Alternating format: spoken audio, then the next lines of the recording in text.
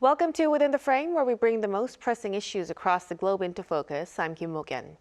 South Korean President Lee Jae Myung has wrapped up high-level talks in Singapore, where the two sides agreed to deepen their newly upgraded strategic partnership, launch negotiations to improve their free trade agreement, and expand cooperation in areas ranging from artificial intelligence to energy security and defense-related industries.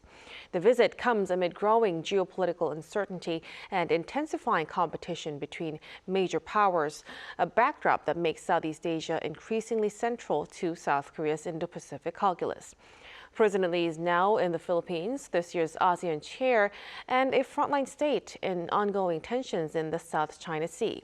So what does this dual stop tell us about the direction of Seoul's ASEAN diplomacy, and how far is Korea prepared to go in shaping the region's strategic landscape?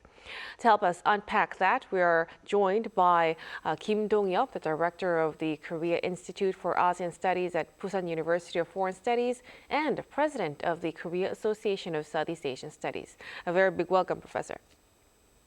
Thanks for having me. So, Director Kim, let's begin with the latest visit. President Lee chose to visit Singapore and the Philippines back-to-back at a time of heightened geopolitical and economic uncertainty as well. What does both the sequencing and the timing of this tour signal? Well, let me speak the Korean perspective first. Actually, this is the first time for new Korean president to choose Singapore for the first state visit in ASEAN countries. It is rather common to make the first visit to Indonesia because of its size and its status among ASEAN countries. Probably they consider Indonesia is a big brother among ASEAN countries. Well, probably we choose the Vietnam because of the bilateral trade volumes, which consists almost 45% share of the total trade with ASEAN.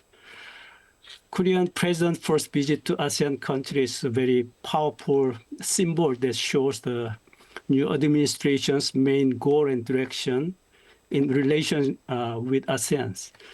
So why this government chose Singapore to visit first?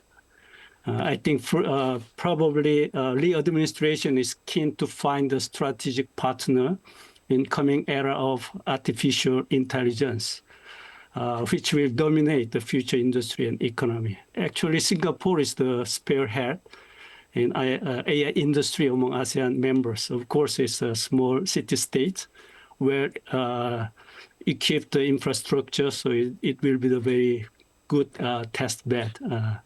Singapore is the right country probably to make the AI partnership for Korea at these times. From ASEAN perspective, the timing is very critical as global tension rise between big powers. ASEAN states are looking for reliable partners who don't force them to choose sides. ASEAN always make its place as the middle. They don't choose any side. As a middle power, Korea is one of the reliable partners in this time of big power rivalries. Visiting Korean ASEAN chair, the Philippines, and next chair, Singapore in the back-to-back demonstrates Korean government's commitment to the continuity of ASEAN leadership and support ASEAN centrality. Of course, it exhibits Korea's desire to make the true strategic partnership with ASEAN. Right, visiting the countries back-to-back, the timing and the sequencing itself, it really sends a strategic signal at this point. So, Director, the first with Singapore, let's start with Singapore. One of the headline outcomes was the launch of negotiations to upgrade the existing free trade agreement. How significant do you think is that move? Well, Korea has the free trade agreement with Singapore and also Philippines. But today's world, the traditional trade agreement is no longer enough.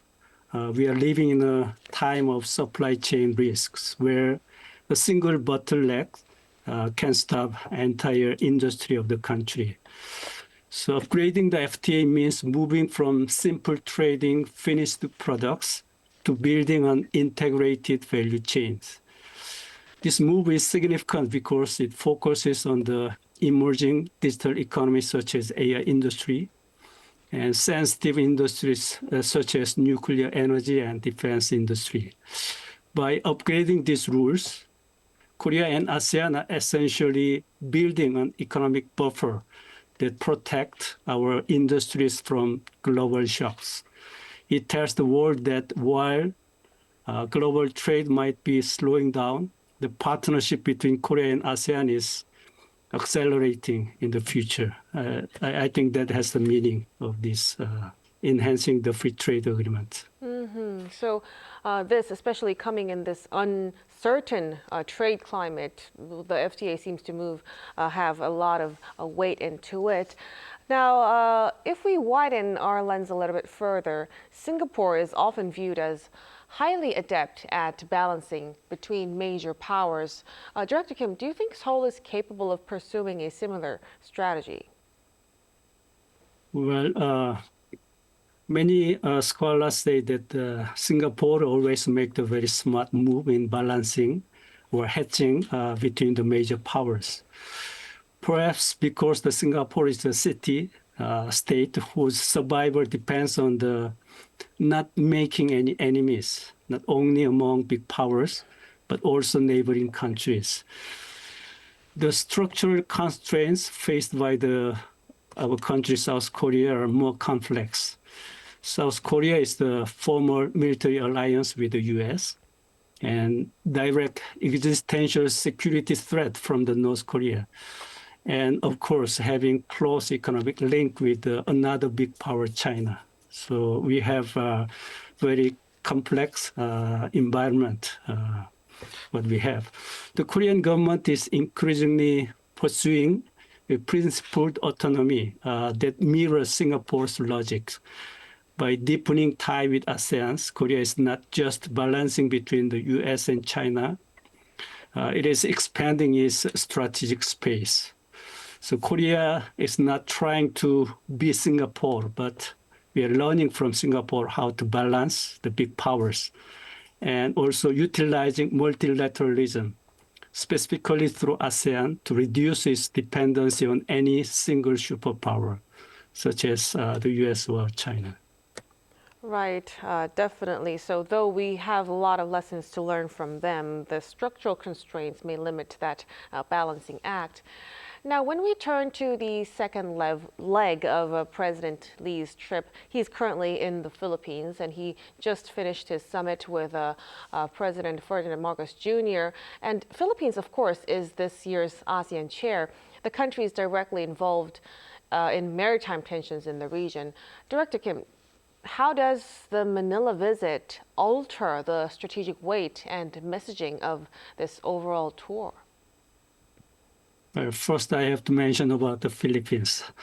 The Philippines is the most friendly ASEAN countries toward Korea. It was the first ASEAN nations to establish diplomatic relations with Korea in 1949. It's already 77 years anniversary. And during the Korean War, Philippines sent their troops. They fought against the communist North, shoulder to shoulder with South Korea.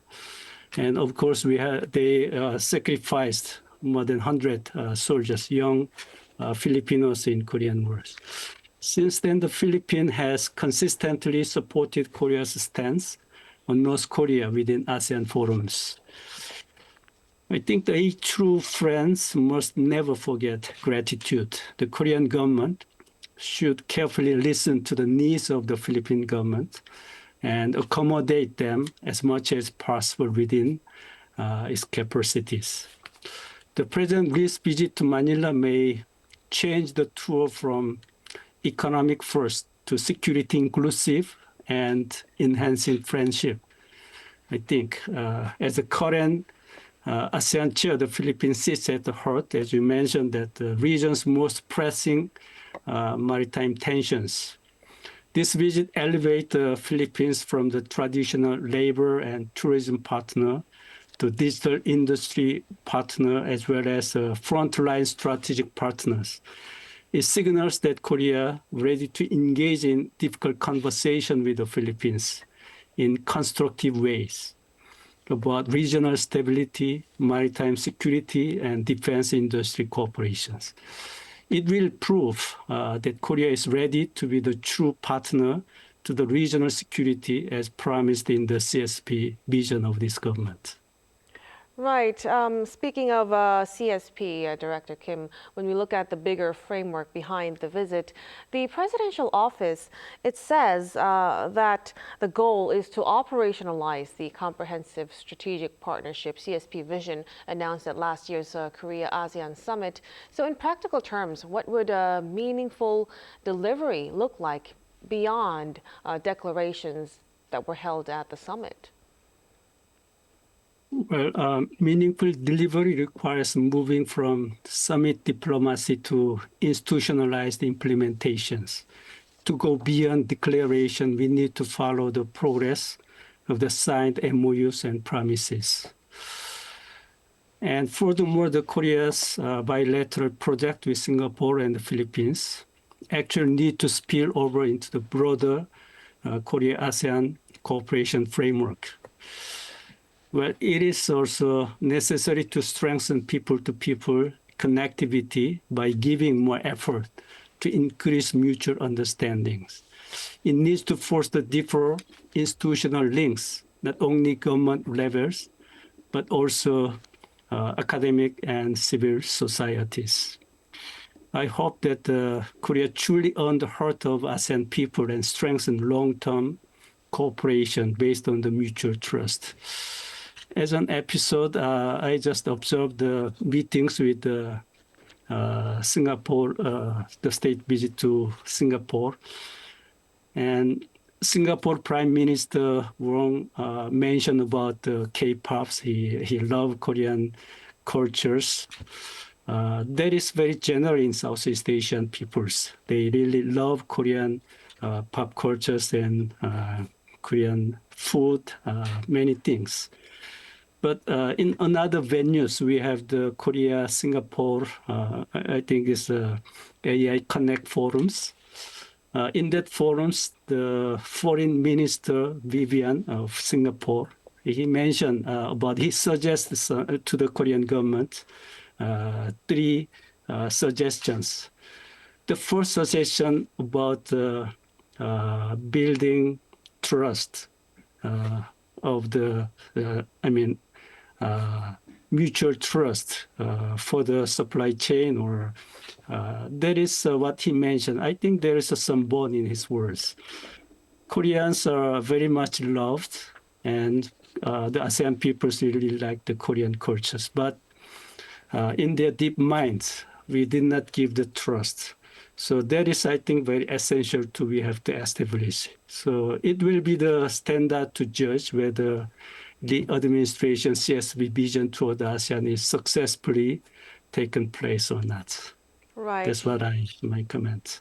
Definitely. So you've mentioned academic, civil level exchanges, and also people-to-people exchanges, and also the power of K-pop, soft power as well. So we'll have to see if execution would really lead into concrete results moving forward. But we'll have to leave our discussion right here. Thank you so much for your insights tonight, Director Kim. Thank you. And that'll be all from us on Within the Frame. Be sure to tune in again next time as we continue to explore the stories that matter. Until then, stay informed and engaged.